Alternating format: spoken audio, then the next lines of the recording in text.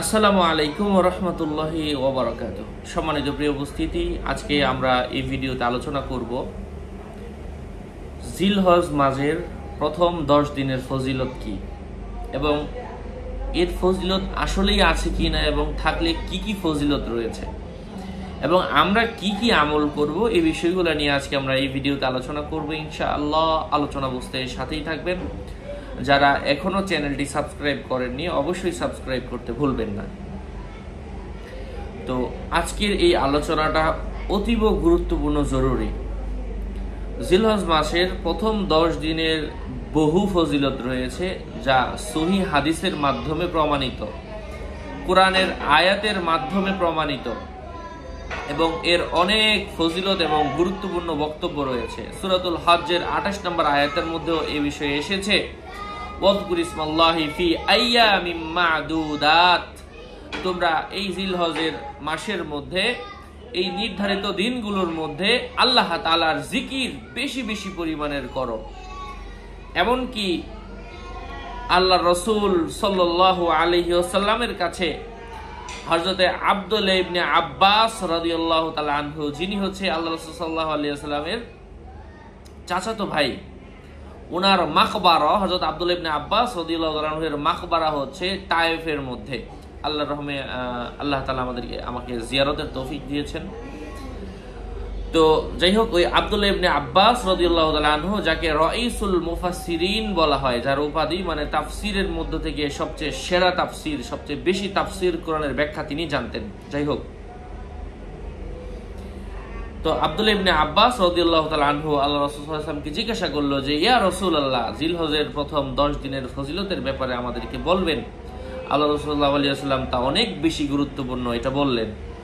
অতঃপর আল্লাহ রাসূল সাল্লাল্লাহু আলাইহি ওয়াসাল্লাম এই কথা বলার পরে তারা আব্দুল্লাহ ইবনে আব্বাস রাদিয়াল্লাহু তাআলা আনহু তিনি বললেন, এটা কি জিহাদ থেকেও গুরুত্বপূর্ণ? তখন আল্লাহ রাসূল সাল্লাল্লাহু আলাইহি ওয়াসাল্লাম বলেন, হ্যাঁ, জিহাদ থেকেও গুরুত্বপূর্ণ। মানে এই সময়টাকে গুরুত্ব দিতে গিয়ে এই কথা বলা হয়েছে। তার মানে যে জিহাদ করবো না এমন না, যখন জিহাদের প্রয়োজন তখন জিহাদ হবে। যখন যেটা প্রয়োজন, ফজরের সময় ফজরের নামাজ পড়তে হবে, এটাই এই মুহূর্তে বেশি গুরুত্বপূর্ণ। জোহরের সময় জোহর পড়তে হবে, এটাই এই মুহূর্তে বেশি গুরুত্বপূর্ণ। ঠিক বিষয়গুলো হচ্ছে এমন। এই জিলহজের 1 তারিখ থেকে 10 তারিখ পর্যন্ত এই পুরো বছরের মধ্যে অন্যান্য সময়ের তুলনায় এই 10 দিনের ইবাদত বেশি গুরুত্বপূর্ণ, এই জন্য এই হাদিসটা বলা হয়েছে। যাই হোক, সম্মানিত পেয়ারা হাজিরিন, এই জন্য এই সময়গুলাতে আমরা যত সম্ভব রোজা রাখব।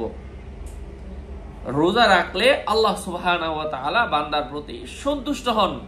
আল্লাহ তাআলা বান্দার গায়বী হাজতগুলো তার গায়বী ভাবে পূরণ করে দেন। আল্লাহ সুবহানাহু ওয়া তাআলা তার উপর সন্তুষ্ট হন, তাকে জান্নাত দান করেন। এবং রমজানের শেষ দশকের রাতের ইবাদত যেমন সবচেয়ে বেশি গুরুত্বপূর্ণ, লাইলাতুল কদরের কথা হয়েছে, এবং ঠিক এই সময়টার মধ্যে জিলহজের 1 থেকে 10-এর মধ্য থেকে এই সময়টার মধ্যে জিলহজের 1 থেকে 10 তারিখ পর্যন্ত দিনের ইবাদতগুলোর গুরুত্ব বেশি বলা হয়েছে। রমজানের শেষ দশকের ইবাদত যেমন দামি গুরুত্বপূর্ণ, ঠিক জিলহজের 1 থেকে 10তম রাতের দিনের ইবাদত এমন দামি। কারণ এই দিনের মধ্যেই রয়েছে কুরবানি, এই দিনের মধ্যেই রয়েছে তাকবীরে তাশরিক, অর্থাৎ আল্লাহু আকবার, আল্লাহু আকবার, লা ইলাহা ইল্লাল্লাহু, আল্লাহু আকবার, ওয়ালিল্লাহিল হামদ। কুরবানি ঈদের দিন, ঈদের আগের দিন, ঈদের পরে আরো 2 দিন তাকবীরে তাশরিক বলতে হয়, অর্থাৎ 5 ওয়াক্ত ফরজ নামাজের পরে এই তাকবীরে তাশরিক বলতে হবে। কিন্তু নারী পুরুষ সকলের উপর ওয়াজিব, অর্থাৎ জামাতের নামাজের পরে, জামাত বলতে কি ওয়াক্তের নামাজের পরে, 5 ওয়াক্ত নামাজের পরে তাকবীর বলতে হবে। এই 10 দিন আমরা বেশি বেশি এই তাকবীর বলবো। আমি আবার শিখিয়ে দিচ্ছি, আল্লাহু আকবার, আল্লাহু আকবার, লা ইলাহা ইল্লাল্লাহু, আল্লাহু আকবার, আল্লাহু আকবার। এখানে শুধু আল্লাহু আকবার ওয়া লিল্লাহিল হামদ, এই হচ্ছে তাকবীর। যত বেশি বেশি পরিমাণের আমরা পড়বো এই তাকবীরটা তত ভালো। এই মাসের মধ্যে, এই সময়টার মধ্যে যারা একেবারে রোজা রাখবেন 10 দিনই রোজা, মানে এই সময়টার বেশি সময় আমরা রোজা রাখবো, ঈদের দিন ছাড়া অন্যান্য দিন আমরা রোজা রাখতে পারি। তবে এখন যেহেতু আমাদের এখনো ছুটি হয় না, বিভিন্ন কারখানা, আমরা বাড়িতে যাচ্ছি না, রোজা রাখেন, অনেক গুরুত্বপূর্ণ এই রোজা রাখার পরে। এবং এই বিষয়ে আরো হাদিসের মধ্যে এসেছে এই সময় কেন গুরুত্বপূর্ণ। দেখেন হাজী সাহেবরা হজ করতেছে, আরাফার ময়দানে অপেক্ষা করছে, মিনায় যাচ্ছে, মুজদেলেফায় যাচ্ছে, শয়তানকে পাথর নিক্ষেপ করছে। এর থেকে গুরুত্বপূর্ণ ইবাদত, হজ থেকে গুরুত্বপূর্ণ ইবাদত আর হতে পারে না। এই কাজগুলা কিন্তু সব দিনের বেলা হচ্ছে। এই জন্য আমরা দিনের বেলা এই আমলগুলো, আমরা তো আমাদের যারা হজ করি নাই তাদের জন্য তো এটা সম্ভব নয়, তবে আমরা যারা আছি তারা অবশ্যই এই আমলগুলো বা দেশে থেকে রোজা রাখবো, হাজী সাহেবদের জন্য দোয়া করব এবং হাজী সাহেবদের উসিলাই জন্য আল্লাহ আমাদেরকে কবুল করেন সেইভাবে আমরা দোয়া করব। এবং এই সময়ের ইবাদত তো অনেক দামি, আমি আগেও বললাম, এটা কোরআনের আয়াতের মাধ্যমে এসেছে, সকল মুফাসসিরিন ইকরাম বলেছেন দামি। এই দিনগুলোর মধ্যে আমরা বেশি বেশি কোরআনের তেলাওয়াত করব, বেশি বেশি দান সদকা করব। যার কিছুই নাই, যে নিজে ভিক্ষা করে, সে নিজে যদি চায় আমি প্রত্যেকদিন 1 টাকা হলেও দান করব, তার জন্য তো 1 টাকা দান করা কোনো ব্যাপার না। ঠিক এই দিনের আমরা যারা মোটামুটি লেভেলের মধ্যে আছি, যাদের সম্ভব প্রত্যেকদিন 100 টাকা করে দান করেন। বউয়ের পিছনে 5000 টাকা দিয়ে 3 পিস কিনা দিবেন, মন পাবেন না, কিছুক্ষণ পরেই বলবে কি দিলা, তোমার পিছনে থেকে আমার জীবনটা নষ্ট করলাম। আল্লাহর জন্য আপনি প্রত্যেকদিন 100 টাকা করে, 10 দিন মাত্র 1000 টাকা যাবে, বেশি না তো।